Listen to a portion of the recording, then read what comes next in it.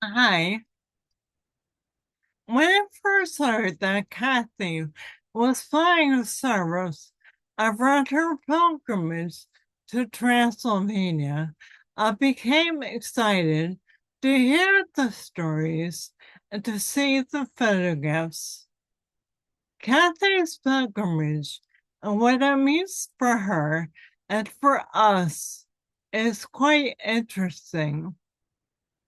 On further reflection, I realized that my assignment is based on my own experience of taking a pilgrimage to Greece when I was 40, now 27 years ago. At the time, I thought I was taking a pilgrimage to the lesbian poet's homeland in the seaside town of Scala of Rosso, a coastal town on the western coast of the Greek island of Lesbos.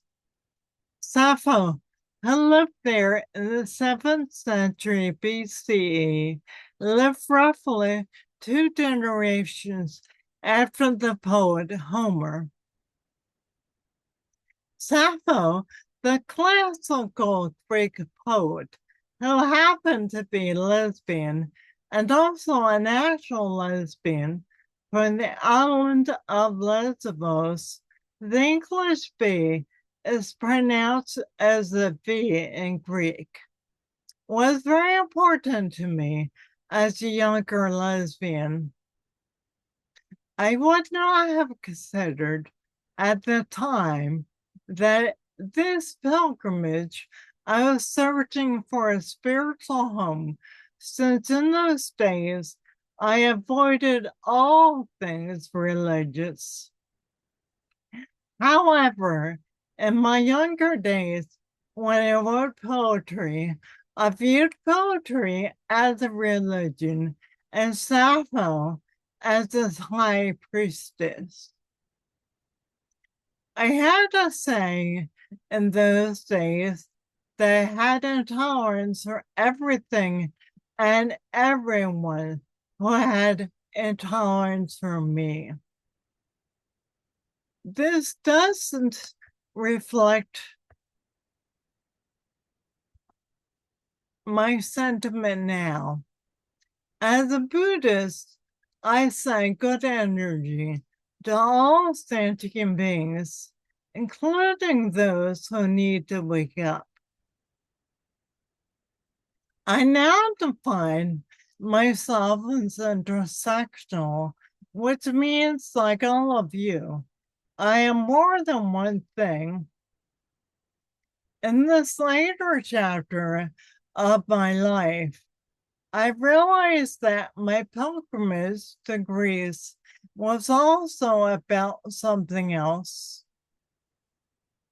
I spent the summer editing 2 different books of mine that are scheduled to be published next year. Since this is something that rarely happens, in fact, it has never happened to me before, I have been thrilled. The book I'm editing now, Lost, a daughter navigates father loss and discovers what it means to belong, is a memoir written about the changes I went through in the 5 years after my father's death, now almost 10 years ago. In rereading it, I have had to reflect on many uncomfortable truths about my life. I grew up in a working class suburb where difference was not tolerated, to the point where some people tried to erase it with violence.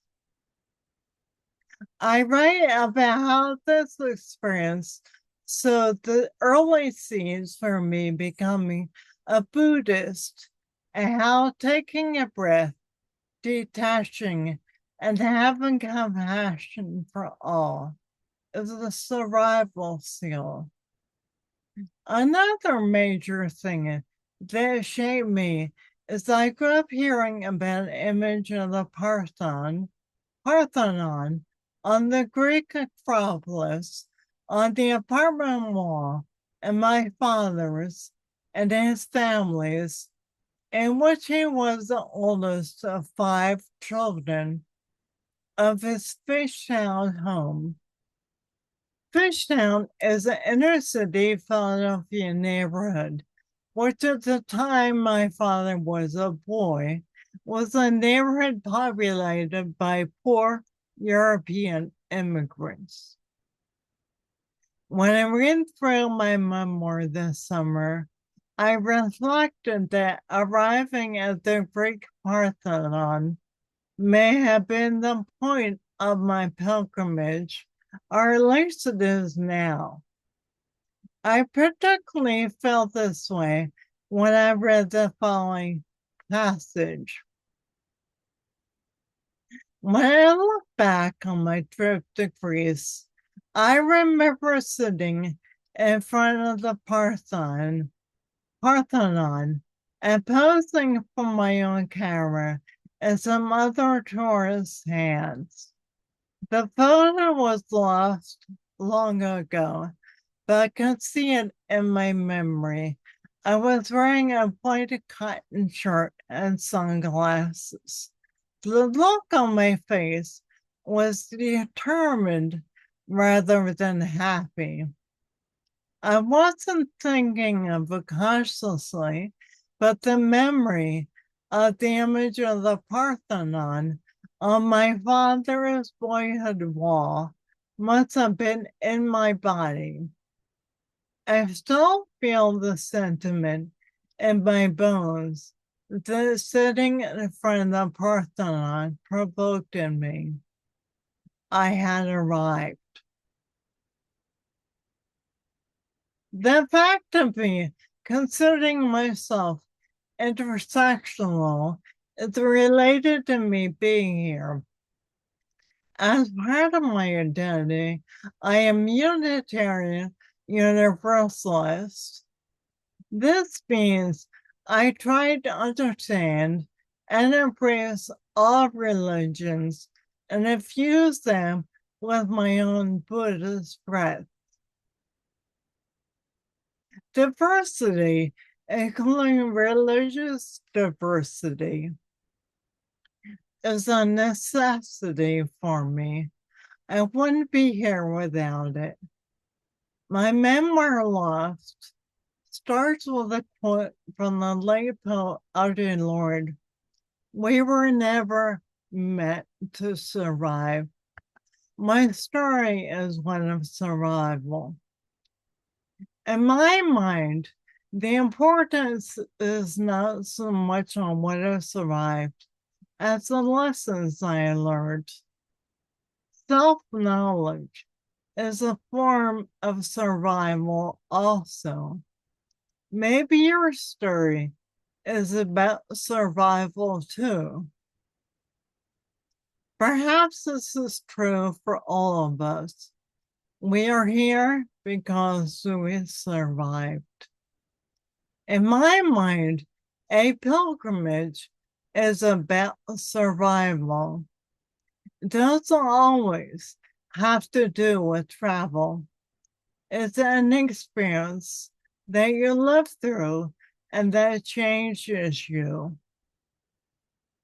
May all beings be free. Namaste.